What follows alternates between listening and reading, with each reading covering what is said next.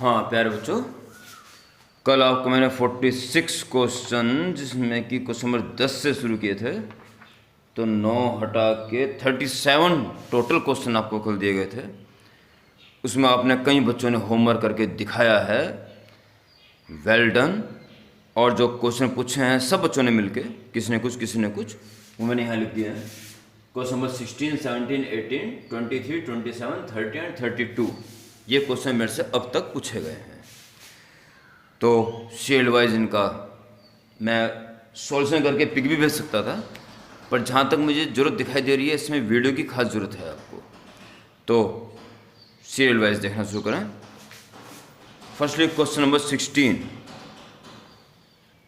Considering two solid uniform spherical objects और two of same radius R, one radius R and other 2r, density होगी एक जैसी, r और 2r radius के हो गए। Gets and fields other object negligible, ठीक है। बस इन दोनों के बीच में फोर्स लग रहा है, कोई तीसरा ऑब्जेक्ट इनके दूर दूर तक नहीं है आसपास। They are rest with their surface touching, what is the contact force between objects? Simple है, सिंपल क्वेश्चन है। 16 एक r रेडियस का और एक 2r रेडियस का, it is 2r and r, solid है, डेंसिटी दोनों की रो है और ये टच करके रख दिए गए। इस सारे के सारे मास को यहाँ कंसिडर कर सकते हैं सेंटर ऑफ मास पे, और इसके सारे मास को यहाँ कंसिडर कर सकते हैं सेंटर ऑफ मास पे। तो जो भी मास आएगा वो यहाँ मान लो पॉइंट की शेप में, और इस वाले को यहाँ पे, तो दोनों मासेस 3r डिस्टेंस पे आ गए। So contact force between them Gm1 m2 upon r square Gm1 इसका मास डेंसिटी के रूप में। So density is equal to mass upon volume, so mass is equal to density into volume.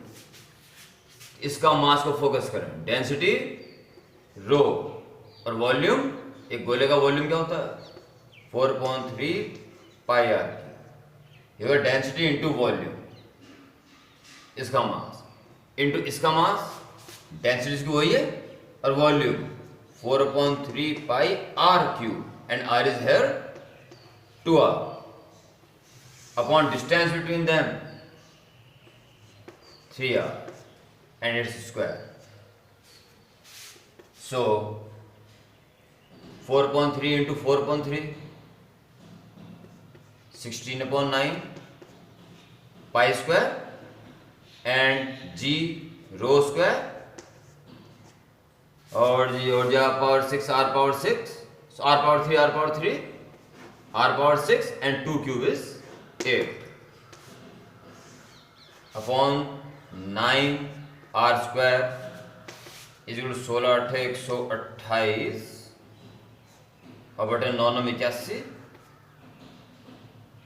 कुछ छूट ना, और पाई स्क्वायर जी रो square और जी भगवान आपका भला करे r स्क्वायर कट यहाँ पर 4 आ जाएगी। This should be answer. Okay, 128/81 G pi square rho square r power 4, ठीक है जी। तो इट्स ओके, नोट करते रहना, आप तो पॉज करके दोबारा नोट कर लोगे, मुझे आगे लगाता आगे बढ़ना। Now question number 17,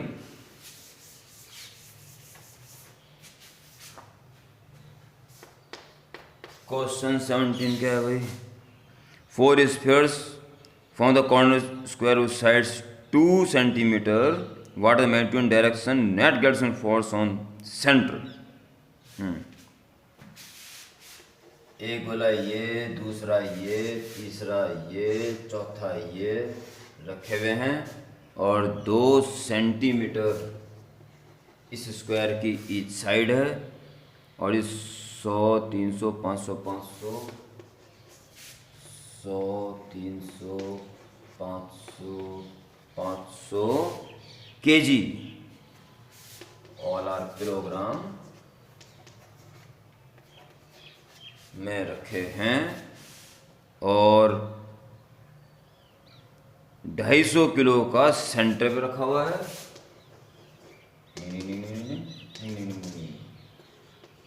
250 kg। तो कितना नेट फोर्स के ऊपर लग रहा है इन चारों के द्वारा। प्यारे बच्चों, ये भी इसको ग्रेविटी फोर्स से अपनी तरफ खींच रहा है और ये सब अपनी तरफ खींच रहा है।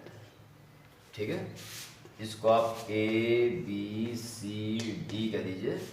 तो A जो से अपनी तरफ खींच रहा है FA, FB, FC and FD कह दीजिए। ये FB जो 500 वाला 250 फोर्स लगा रहा है, तो FD वही 500 वाला 250 फोर्स लगा रहा है, जिसका फोर्स निकालोगे G M1 M2 upon this square, वो इसका भी निकलेगा G M1 M2 upon same square. ये FB और FD को इंडिविजुअल निकालने की जरूरत ही नहीं है। जो भी FB की वैल्यू आएगी वही FD की वैल्यू आएगी। सो कैंसिल, इसे निकालने की जरूरत नहीं, आपस में ही कैंसिल हो गए, equal and opposite.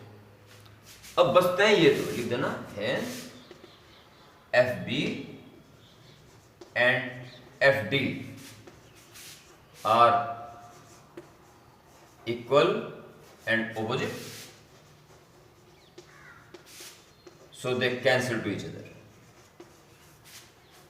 They cancel to each other. अब बचते हैं केवल दो फोर्स। FA ये है जो 100 किलो वाला, इस पर 250 फोर्स लगा रहा है, और FC हुआ है जो 300 वाला 250 फोर्स लगा रहा है। तो इस 250 वाले पे 100 वाला ज्यादा फोर्स लगाएगा कि 300 वाला ज्यादा फोर्स लगाएगा? 300 वाला। M1 M2 के डायरेक्टली प्रोपोर्शनल टू और डिस्टेंस के इनवर्सली प्रोपोर्शनल टू स्क्वायर के। M जितना ज्यादा होगा फोर्स उतना ज्यादा लगेगा, तो जाहिर है 300 वाला ज्यादा फोर्स है। ये दोनों कैंसिल हो गए और इन दोनों में ये स्ट्रांग है, तो कितना नेट फोर्स बचा? उसमें से ऑपोजिट वाले को माइनस कर दो, ये बचेगा net force. So net force F is equal to FC minus FA। Okay, अब आप FC निकाल लीजिए, वैल्यू सब दे रखी है। तो फोर्स किधर लगा? डायरेक्शन पूछ रहा हूं, डायरेक्शन भी। What are the magnitude and direction? तो डायरेक्शन किस तरफ होगी? 300 kg की तरफ बची नेट, इसमें घटाने को उधर ही बची। तो डायरेक्शन बाद में टुवर्ड्स 300 kg, बस वैल्यू निकाल दो फटाफट। FC ये 300 वाला इस 250 वाले पे जो फोर्स लगा रहा है, G M1 300 M2 250 upon this square. आप डायग्राम में ही AC स्क्वायर पाइथागोरस से is equal 2 square plus 2 square, centimetre में 2 square plus 2 square is equal to 4 plus 4 8। तो AC आ जाएगा √8, 4 दूनी 8, 2 √2 सेंटीमीटर। इसलिए इसे O मान लो, AO या OA OB OC OD सब बराबर हो जाएंगे, AC का आधा कर दो, इसलिए AO BO CO DO all are 2 √2 का हाफ इज √2 सेंटीमीटर। ठीक है, तो FC जिसका square G M1 M2 upon R square √2 centimetre है, √2 इंटू 10⁻² मीटर बनाना पड़ेगा, एंड देन स्क्वायर, सेंटीमीटर में है ना वो, centimetre this square minus FA, ये इसमें कितना फोर्स आएगा? G इसका मास 100, उसका मास 250 और अपॉन वही √2 इंटू 10⁻² का स्क्वायर। क्लियर? तो G कॉमन और 250 कॉमन और अपॉन में ये कॉमन, क्या हो जाएगा? 2 इंटू 10⁻⁴। तो यहां से बचा 300 और वहां से बचा 100। ठीक है, जी की वैल्यू आप रख सकते हो 6.67 इंटू 10⁻11। और इसके साथ साथ आप, क्योंकि जी वैल्यू रखनी पड़ेगी, 100 200 वगैरह सब दे रखा है तो ठीक है।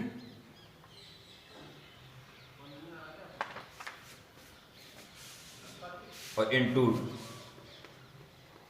250 और into 200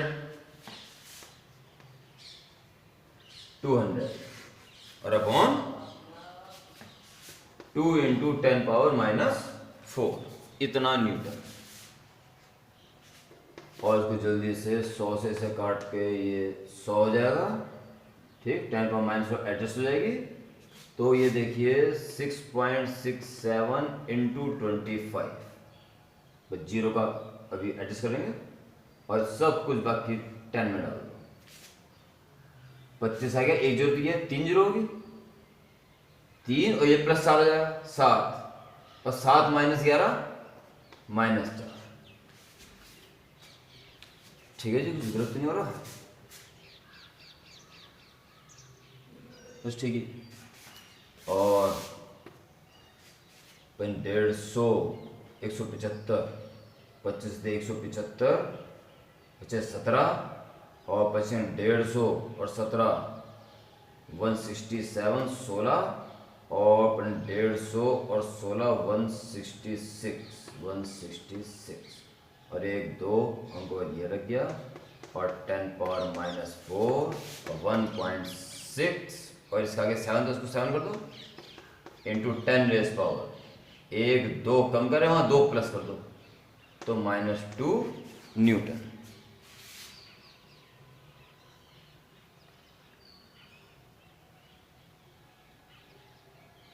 .017।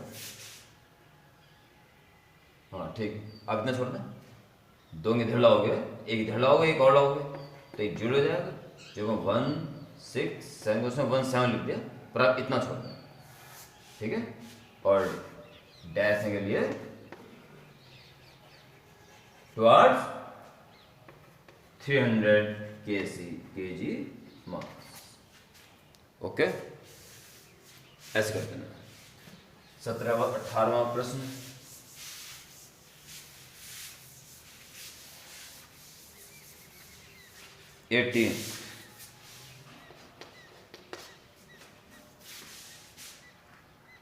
The masses and coordinates of 3 spheres are as follows. What is the magnitude of gravitational force on 20 kg sphere located at origin? तो जैसे कह रहा है 0.5 और 1 और 0.5, तो 0.5 और 1 ही आ रहा बस चारों तरफ। तो y एक्सिस और हाफ 1 और हाफ 1, ठीक है, ऐसे कर दीजिए। और ऑरिजिन तो कह रहा है 20 kg का जो रखा है 0.5 एंड 1, 0.5 एंड 1, ये 0.5 और 1 0.5। तो 0.5 और y वैल्यू मैंने यहाँ रखा हुआ है 20 kg का, 20 kg, और 40 kg का -1 यहाँ रखा हुआ है 40 kg, और 60 kg का 0 -½ 0 और -½ यहाँ रखा हुआ है 40 kg, 0.5 ये 40 kg ये रखा हुआ है। ये 3 0, -0.5, हाँ, ये 3 मासेस रखे हुए हैं। What is the magnitude of the gravitational force on 20 kg placed at origin? Only magnitude चाहिए बस। यहाँ रखा हुआ है ओरिजिन पे कितना, 20 kg, 20 kg। इस पे ये तीनों कितना फोर्स लगा रहे हैं? ये वाला अपनी तरफ लगा रहा होगा, ये वाला अपनी तरफ लगा रहा होगा, और ये वाला अपनी तरफ लगा रहा होगा। ये तीन फोर्स हैं। पहले वाला F20 के कारण ये 40 kg, दो 40 kg के हैं, 20 kg, 40 kg और 60 kg। ये वाला 60 kg का होता है, लास्ट वाला 60 kg का है।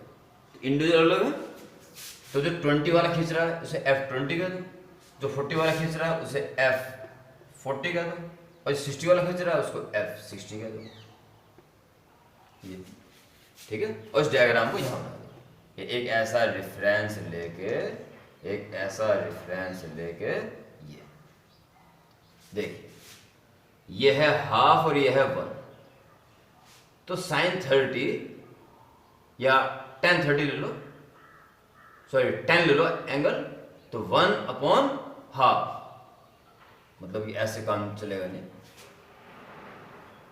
हाफ और 1 है वो, तो आप इसमें फोर्स एक तो नीचे लग गया ऐसे में, ठीक है, तो आराम से निकल जाएगा। ये डिस्टेंस निकालनी पड़ेगी बस, ये वाला, और ये 1 ये 1 और 1 है तो 45 डिग्री एंगल है, और वो खड़े में ज़्यादा है,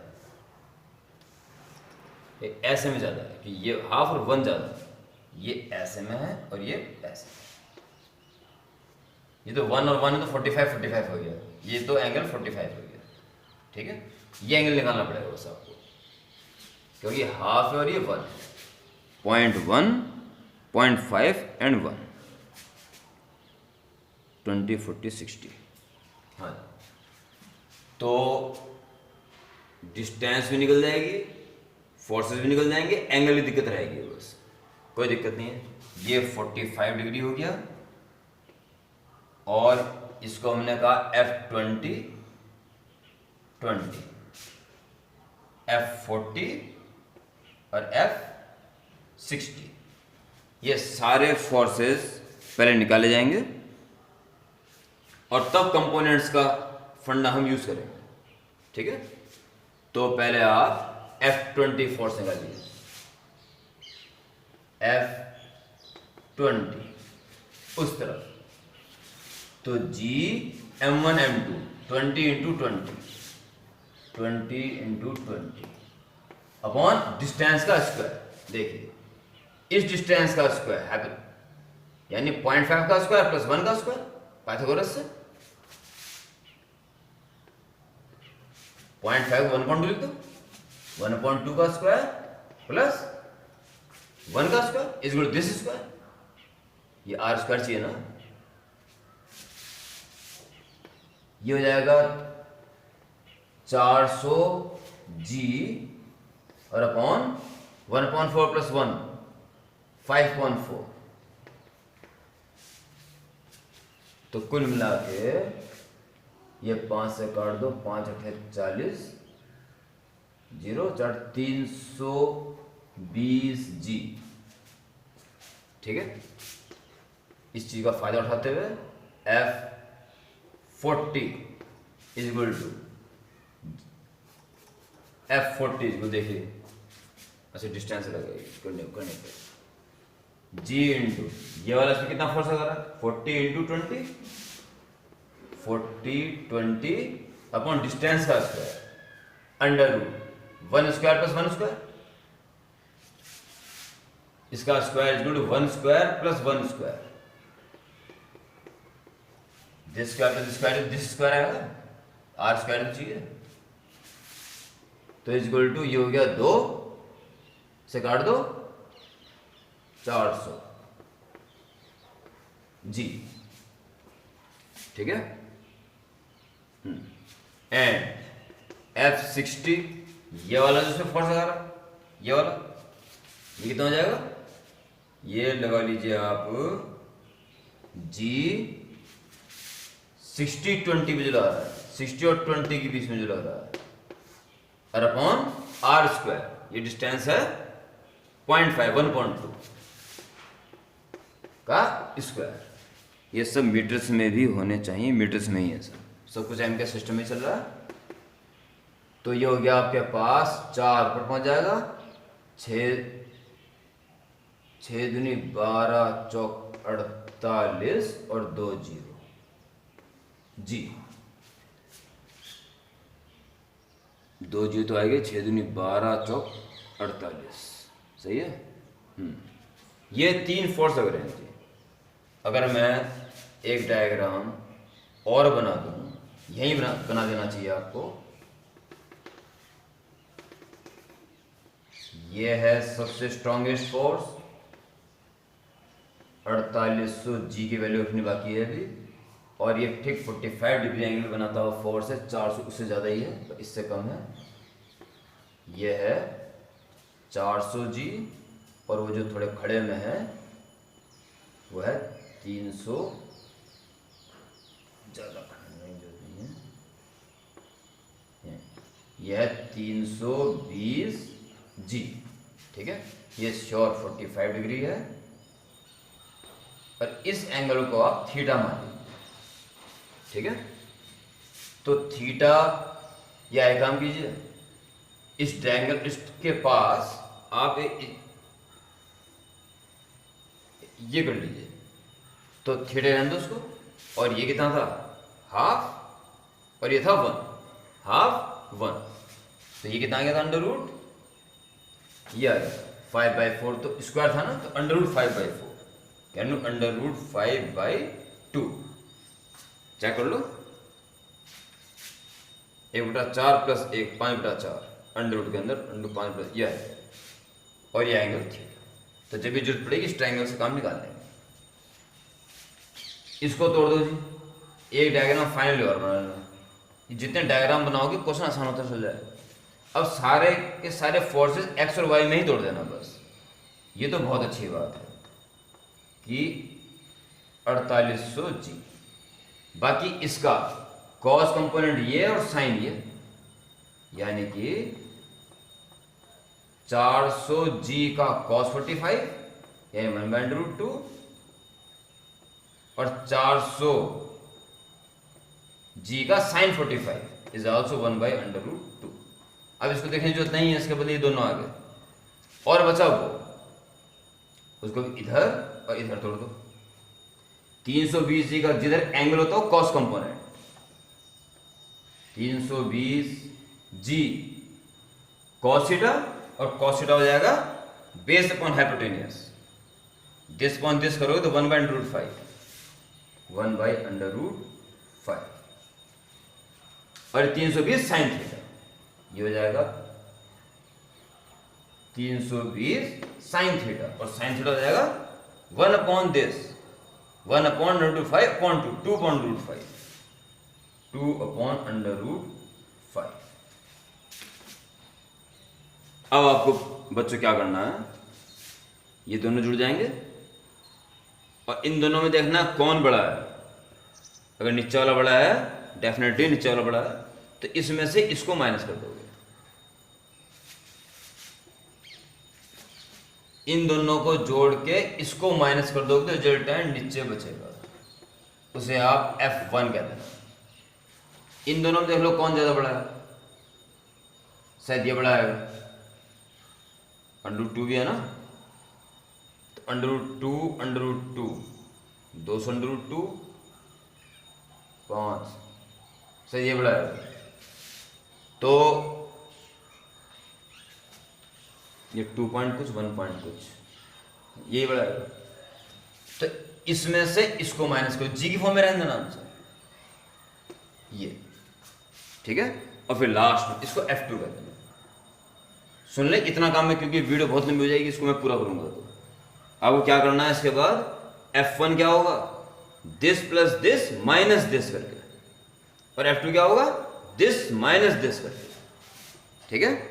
और सबसे अंत में so resultant is complete that parallelogram this, यानी कि net force is √F1 square plus F2 square. Under root लगाओ, F स्क्वायर निकाल दो पहले, F square is equal to F1 square plus F2²। और आप F1 F2 यहाँ रखेंगे, गुणा भाग करके आंसर निकाल के मुझे बताएंगे। आप जो बच्चे करने वाले बच्चे समझ रहे होंगे इस बात, केवल एक गुणा भाग में टाइम लगना है, इसलिए मैं इसको आगे निकाल रहा हूँ। ठीक है, मेन पार्ट हो गया कैसे कैसे इस क्वेश्चन को करना था। ओके, हाँ, इसका जो आंसर आएगा बिल्कुल कैलकुलेट करके मैच करके मुझे भेजेंगे। ये पूरा सॉल्यूशन इसके बाद का जो आप लिख के लिए छोड़ा है मैंने, इसको व्हाट्सएप पे भेजेंगे जो जो बच्चा इसको करेगा, सब बच्चे। ओके, ठीक है। 18 के बाद 23।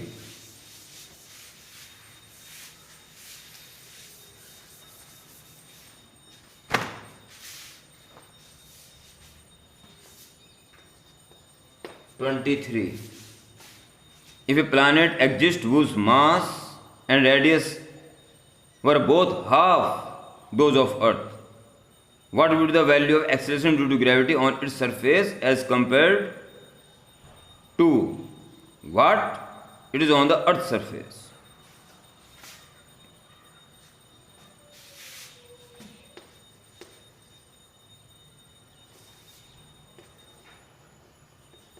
अर्थ पे G equal to G M E upon R E square. Planet G dash क्या हो जाएगा, ये तो यूनिवर्सल है। मास, जो प्लैनेट का मास है वो कह रहा अर्थ के मास का हाफ है, और रेडियस का स्क्वायर, रेडियस भी अर्थ की रेडियस की हाफ है। So G M E upon R E का स्क्वायर तो लगा ही जाएगा। क्या बचा वहां पे 1/2 और नीचे 1/4, 1/4 पर पहुंच जाएगा तो 2 आ गया। 2 और ये तो जी है 2G। देयरफॉर प्लैनेट का और अर्थ का इक्वल रेशियो इज 2। ओके, 23 के बाद 27।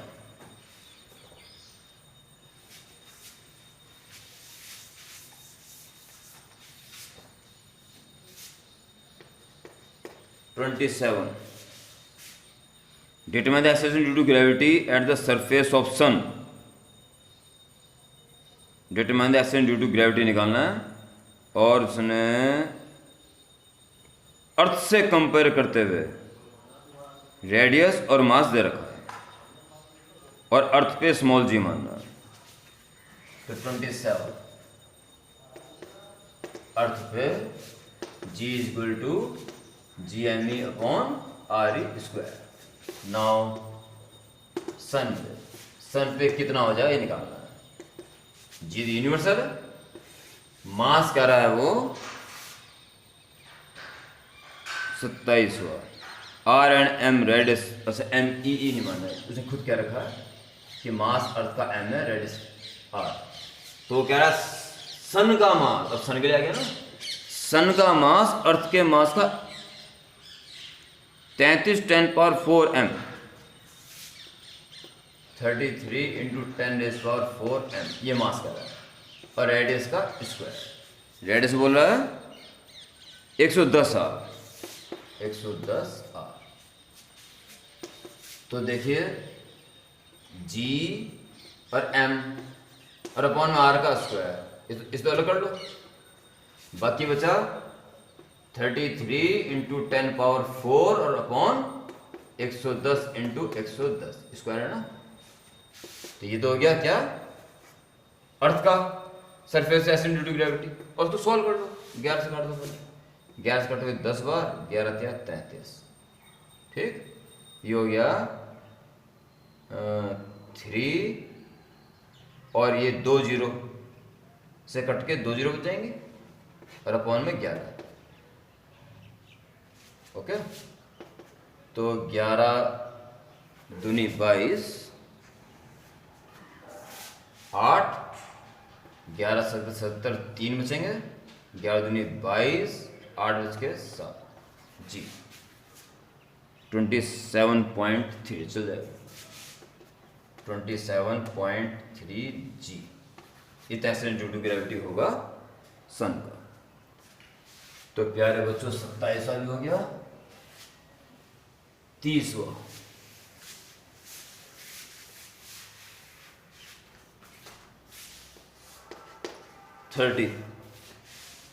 30th कहाँ है वही।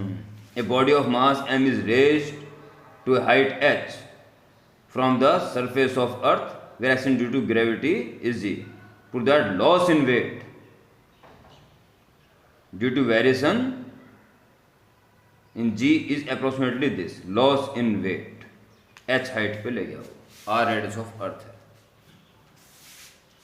तो g डैश होता है g upon 1 plus h upon r 30 question number 30 r का होल स्क्वायर। ठीक है, m से दोनों तरफ इंटू कर दो, ये तो हो गया ट्रू वेट और ये हो गया उस जगह वेट जहां h हाइट पे w dash upon 1 plus H upon R whole square. तो जानना चाह रहा है कि वेट में कितनी कमी होगी। Loss in weight due to this approximately this. Loss in weight, तो लॉस इन वेट के लिए आप क्या करोगे, ये कम हो गया ना, तो W upon W dash is equal to 1 plus H upon R whole square. ठीक है, अब एच जो है आर तो था 6400 किलोमीटर और वो कितना ले जाओगे 10 20 50 100 किलोमीटर। ठीक, तो वो इसकी तुलना में नेग्लिजिबल है, ये बहुत ही छोटा फ्रैक्शन है। तो पाइथागोरस बाइनोमियल थ्योरम से इट इज 1 प्लस 2 इंटू हो जाती थी 2h अपॉन आर। अगर ध्यान होगा तो बाइनोमियल थ्योरम जो मैथ्स वाले हैं कि 2c01 और 2c या फिर एक काम करो, वो भी तो हो बायो वाले बच्चे भी तो उसमें, तो होल स्क्वायर ओपन कर लो, a स्क्वायर प्लस 2ab और plus h square upon R square, और h square upon R square बहुत छोटा है, या एक बार लिख दो h upon R whole square. बहुत छोटा फ्रैक्शन का स्क्वायर करोगे नेगलेक्ट कर दो उसको। अब क्या करोगे, W अपॉन W डैश इस 1 को इधर ले आओ, -1 और जिसमें 30th question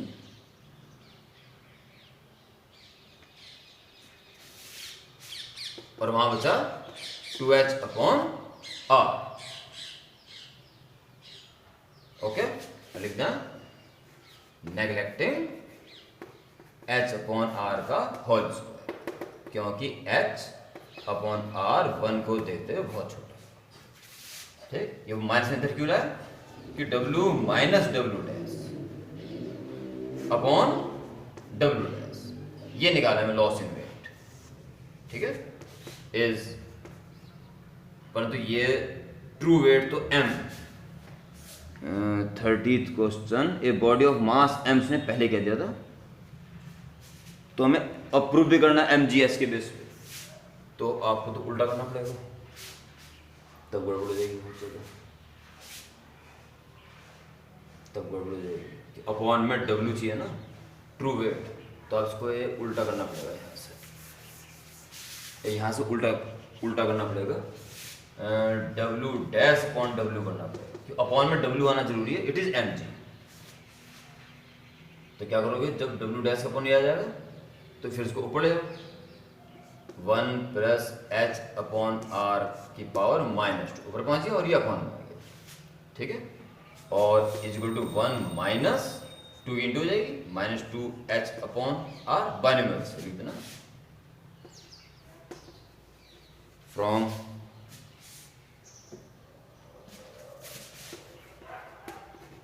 binomial theorem and neglecting second and higher powers of H upon R, क्योंकि एच आर को देखते हुए बहुत छोटा है। ठीक है, अब इस 1 को इधर लाइए, टेक्निकल करना देना है, W dash upon W minus 1 is minus 2h upon R. Minus adjust कर लो, 1 माइनस में दोनों तो माइनस इंटू कर लो, W dash upon W, this minus 1 का 1 माइनस दिस कर दिया तो उधर से प्लस मिल जाएगा, 2h अपॉन आर। अब आएगा सही, अपॉन डब्ल्यू चाहिए था तो W minus W dash upon W is equal to 2h upon R. This is loss in weight, delta W upon W is 2h upon R, so loss in weight is 2h upon R into W. W is mg, so 2h mg by R, 2 mgh by R. Okay, और last आएगा आपका 32 last question आज आपका, at what height from the surface of earth will the value of G reduced by 40%। लो जी, इसको भी करके इस वीडियो को खत्म करें। आज का लास्ट क्वेश्चन 32।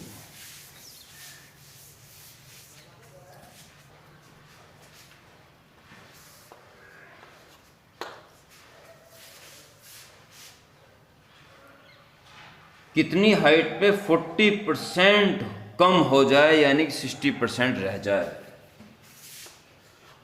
जी dash G1 plus H upon R whole square, H क्या हो 1 plus H upon R whole square, H क्या हो कि वहां का G इस अर्थ के सरफेस के G का 60% रह जाए, not reduced to 40%, reduced by 40%. So 60% हो जाएगा, this cancel. So 1 upon this पलट दो, 1 plus h upon r whole square, तो इसी को पलट दो, 100 upon 6, so 20 पंजे 100, 20 दिया 60, पलट के काट भी दो, 5 प्रति, और 1.16 के 48 ना, 3 3 18, 6 से 7 आएगा तो 6 6 7 कर लो, स्क्वायर रूट करो, 1 plus H upon R is equal to 1.69 का 1.3 होता ना, तो 1.28 के आसपास कर लो, या 29 कर लो। ठीक है, 29 कर लो। So H upon R is 1 minus कर लो, 0.29। ठीक, so H is 0.28 into R, 0.28 into 6400 kilometre, तो किलोमीटर में आएगा आंसर। एक इंटू कर लो, 2 जीरो से तो पॉइंट जाएगा, 28 इंटू 64, बाकी कर लो, 8 चौक 32, 3 8 48, 50 51, 132, हाँ, और 2 से 128, 128, ये आ गया 2 9 7 1, 1792 किलोमीटर, या 1.79 इंटू 10 पावर 1 2 3 किलोमीटर। इतनी हाइट पर action due to gravity reduced by 40%। Okay, इन क्वेश्चन से और भी कई क्वेश्चंस में आपको हेल्प मिल जाएगी। बस मैंने इस वीडियो में एक ही क्वेश्चन बीच में छोड़ा था हाई कैलकुलेशन की वजह से, वो बिल्कुल लास्ट मोड पे। अब केवल गुणा भाग रह गई थी आपकी, उसका 100 से मेरे बच्चों आंसर मैच करके भेजोगे मेरे पास। बाकी सारे क्वेश्चन हो चुके हैं, अन्य क्वेश्चंस पे हेल्प मिलेगी। और इसके बाद भी कोई क्वेश्चन प्रॉब्लम आएगी या आप अपने बुक के क्वेश्चन कर रहे हो, उसकी पिक ग्रुप में डाल दें, जल्दी सॉल्यूशन उसका मिल जाएगा। और बच्चों लगे रहो। जय हिंद।